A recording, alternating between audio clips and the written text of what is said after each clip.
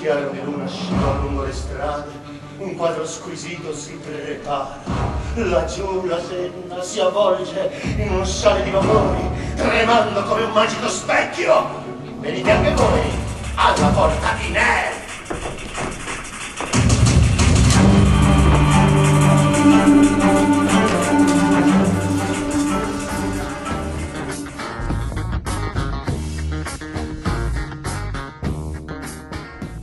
Quanti questa volta contro di voi? No, un centinaio.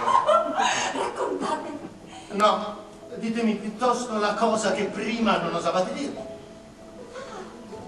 Oso. Mi ha incoraggiato questo profumo di passato. Io oso mi dichiaro. Io amo.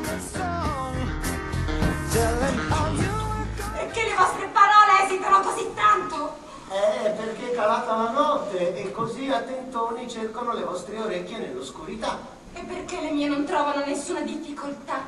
Trovano subito il mio cuore, è vero, perché dall'alto si calano repentine, questo è evidente. E le vostre orecchie sono così piccoline, il mio cuore è un così gran recipiente in cui le vostre, come in autunno le ore vespertine, scendono velocemente. Sarà, ma da qualche istante anche le vostre quartine arrivano perfettamente.